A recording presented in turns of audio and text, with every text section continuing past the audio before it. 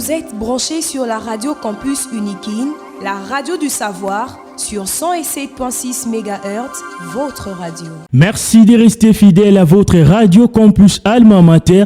Nous émettons sur la 107.6 MHz à modulation des fréquences.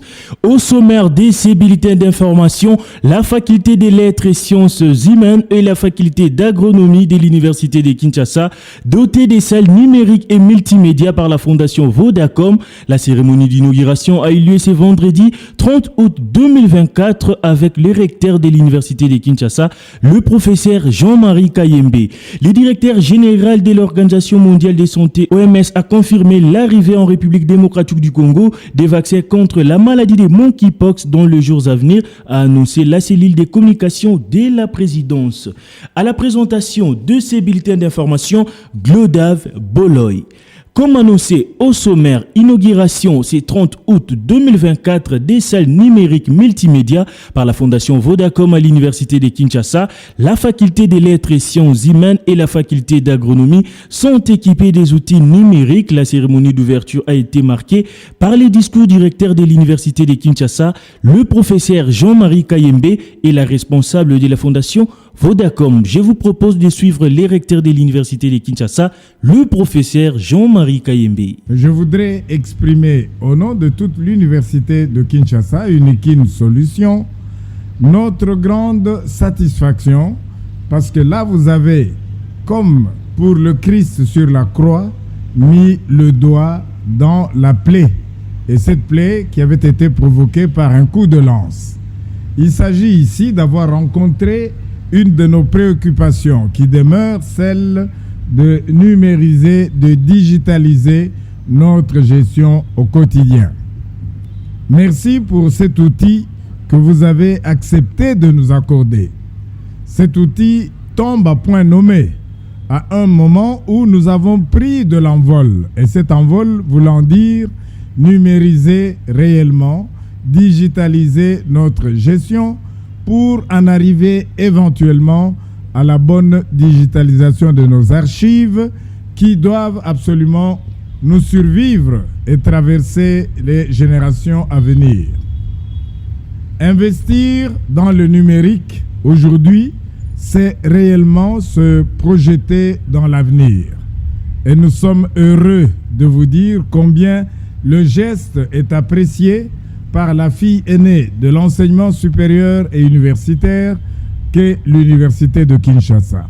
L'outil que nous avons permettra à tous nos apprenants à l'université de Kinshasa de s'aligner réellement sur leur temps. C'est dire que le geste est à sa juste valeur réellement apprécié. La responsable de la fondation Vodacom, Madame Roliana Youlou, explique l'utilité de ces salles multimédia pour la communauté universitaire. La RDC ne devrait pas être en reste. Aujourd'hui, le monde devient très technologique. J'étais dans le bureau du recteur. Il me disait que le bureau symbolisait à peu près sa vision des choses. Comment lui, il voit les choses. Il réfléchit en termes numériques et il voudrait vraiment que toute l'Unikin soit numérisée. Et donc, la fondation Vodacom ne pouvait que venir ici. Ne pouvait que installer des classes multimédia pour permettre aux étudiants de faire des vraies recherches, aux étudiants d'apporter des solutions technologiques aux problèmes que la RDC rencontres. Et c'est possible grâce à ce don que nous vous avons fait aujourd'hui. Je voudrais par la même occasion vous dire ce que nous avons apporté aujourd'hui. Mais avant, je voudrais d'abord vous remettre dans le contexte. On a commencé ce projet dans les universités, d'abord à l'IFASIC. Nous avons installé une classe multimédia. Ensuite, nous sommes allés à l'université Congo où nous avons aussi installé une classe numérique. Nous sommes allés au Katanga. Nous avons installé aussi à Lubumbashi, à Uniloop. Et aujourd'hui, je pense que l'Unikin est la première université où nous installons pas une salle, mais 2 salles. Et c'est vraiment magnifique. Propos recueillis par Jonathan Kachama pour le compte de la Radio Campus Alma Mater.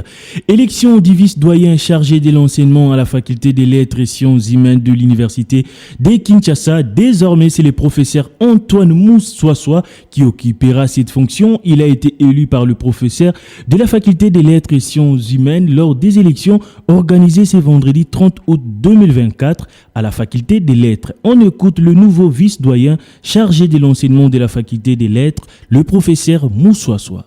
Mon objectif principal, c'est notre faculté doit refléter ce qu'on a toujours appelé faculté de l'excellence. Nous voudrions, avec ceux-là qui occupent le bureau des canaux, travailler de telle manière que tout puisse être en ordre.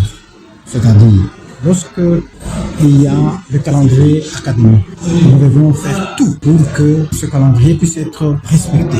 Ce sera à la grande satisfaction de nous-mêmes qui sommes enseignants et des apprenants.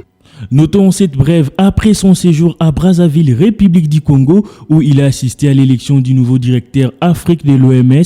Dr Tedros Adhanom, directeur général de l'OMS, a été reçu ce jeudi 29 août 2024 à la Cité de l'Union africaine par le président de la République Félix Antoine Tshisekedi, conduit par le ministre de la Santé publique, Hygiène et Prévention, Roger Kamba. Les patrons mondiaux de l'OMS est allé présenter ses civilités au chef de l'État, mais aussi lui parvenir les soutiens des organisations internationales pour accompagner la République démocratique du Congo dans toutes les urgences qu'elle rencontre.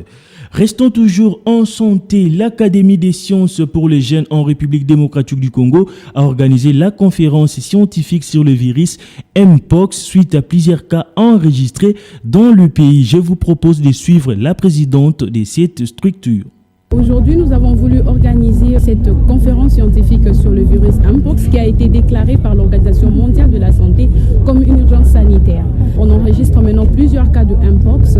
C'était d'abord au Congo, mais l'épidémie est en train de s'étendre dans plusieurs pays et même aussi en Europe. C'était important pour nous d'organiser cette conférence pour informer la communauté scientifique ainsi que la communauté estudiantine des enjeux liés à cette zoonose. Il y a plusieurs mésinformations, tout le monde parle dans les réseaux sociaux, mais c'était important pour nous d'avoir les experts qui travaillent sur cette thématique depuis plusieurs années. Alors là, nous avons eu pas seulement l'aspect clinique, mais nous avons aussi eu des interventions sur l'aspect épidémiologique, savoir que l'épidémie à Mpox, c'est une zoonose, donc elle se transmet d'abord de l'animal à l'homme, mais on enregistre maintenant des cas sur la transmission humaine aussi, interhumaine par voie sexuelle. Nous attendons à ce que les autorités du pays puissent réagir et faire une grande sensibilisation de la population pour que ça ne reste plus un tabou. Le virus existe et la population doit être consciente de cela et prendre des mesures d'hygiène, des mesures préventives pour se prévenir et ne pas multiplier et propager le virus. Toujours dans le cadre de cette conférence, les virus Mpox, que disent les scientifiques? Le professeur Mutombo, représentant la ministre de l'Enseignement supérieur et universitaire, salue cette initiative en tant que scientifique. La variole de singe, ou Mpox, fait aujourd'hui appel à des scientifiques pour réfléchir. Mais de par le passé, est-ce que notre pays, avec ses dignes fils, ces braves scientifiques ont déjà résolu des problèmes pareils? Oui. Étant des Congolais, des scientifiques venant de l'université de Kinshasa, ont eu à vaincre la maladie à virus Ebola. Aujourd'hui, cette association nous invite et pose une question qui est cruciale. Que pensent les scientifiques de cette maladie? Mais les scientifiques ne peuvent que réfléchir, proposer des pistes de solutions et mettre en valeur ce qu'on appelle la recherche-action. C'est-à-dire, nous sommes dans les laboratoires, nous réfléchissons, et nous rentrons dans la communauté pour résoudre réellement les problèmes. Cela étant, Son Excellence Madame la ministre de l'Enseignement supérieur et universitaire tient à ce que ce genre d'initiative soit multiplié. Propos recueillis par Merveille Congo pour les comptes de la Radio Campus Alma Mater. Parlons société, pollution de l'air à Mbinza Delvaux dans la commune de Ngaliema. Une étude a été réalisée pour faire l'état de la situation et les risques que présente l'odeur nauséabonde à l'arrêt maternité à Mbinza Delvaux. La professeure Céline Sekouli-Simoa a piloté les profits dont les résultats seront publiés le 7 septembre prochain à la 5O. Je vous propose de l'écouter. Un groupe de chercheurs de l'UNIKIN, l'Université de Kinshasa et de l'Université pédagogique nationale se sont mis ensemble. Dans cette équipe, je suis la coordinatrice. Nous avons travaillé ensemble sur la qualité de l'air ambiant autour de la décharge, mais à côté de ça, la qualité de l'environnement d'une manière générale. Cette étude nous a pris 6 mois parce qu'il fallait installer des capteurs à différents endroits. Comme vous le savez, cet arrêt-là, qu'on appelle l'arrêt maternité, a changé de nom. On l'appelle arrêt solo, pour dire arrêt odeur. Et ça, c'est grave. Ça signifie que les populations, même les passants occasionnels, font face à ces odeurs-là. Et ça nous a interpellés, ça nous a mis la puce à l'oreille. Nous sommes descendus sur le terrain et avons commencé nos investigations en tant que scientifiques. Ceux de l'UPEN qui ont apporté leur contribution en termes de qualité de l'air, le professeur Jean-Pierre Moulumba Fouamba, qui est spécialiste en qualité de l'air atmosphérique, physique de l'atmosphère. Nous avons également ici au niveau de l'Université de Kinshasa travaillé avec les chercheurs. Cette étude-là nous a permis de réaliser, de révéler des choses que vous allez découvrir le 7. Les résultats sont très alarmants. Ces décharges-là qui produisent des odeurs et ces odeurs-là, c'est ce que nous devions capter pour savoir qu'est-ce qu'on trouve en termes de particules. Ce qui est grave, c'est que nous avons trouvé des métaux lourds dans l'atmosphère et les populations respirent ça. D'où peuvent-ils provenir? Ces éléments combien nocifs pour la santé sont arrivés dans l'atmosphère à la suite des incinérations sauvages, de combustion des déchets solides à ciel ouvert, sans contrôle, sans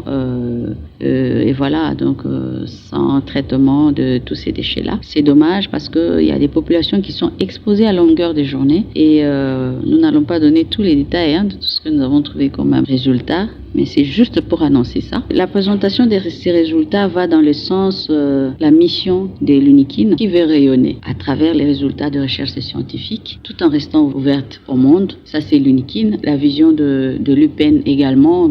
Et là, c'est pour rendre service aux communautés locales. Propos recueillis par Jean-Paul Mbouya Koutoumissa. Vous l'avez compris, c'est la fin de ces bulletins d'information présentés par Glodave Boloy. Je vous rappelle le principal titre. La faculté des lettres et sciences humaines et la faculté d'agronomie de l'université de Kinshasa, dotées des salles numériques et multimédia par la fondation Vodacom. La cérémonie d'inauguration a eu lieu ce vendredi 30 août 2024 devant les recteurs de l'université de Kinshasa, les professeurs Jean-Marie Kayembe.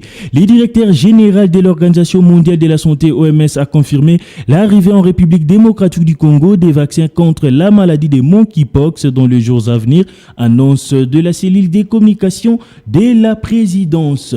Concours rédactionnel Jean-Paul Mbouya Koutoumissa, Jonathan Kachama, Projelit Nganabanga, Merveille Congo à la réalisation Emmanuel Boutela. Côté technique, nous avions Sylvain Tizungu sur la supervision d'Elixen Kinounou. Restez branchés sur la 107.6 MHz, la Radio Campus Alma Mater, la radio des hommes intelligents. Vous êtes branchés sur la Radio Campus UNIKIN, la radio du savoir, sur 107.6 MHz, votre radio.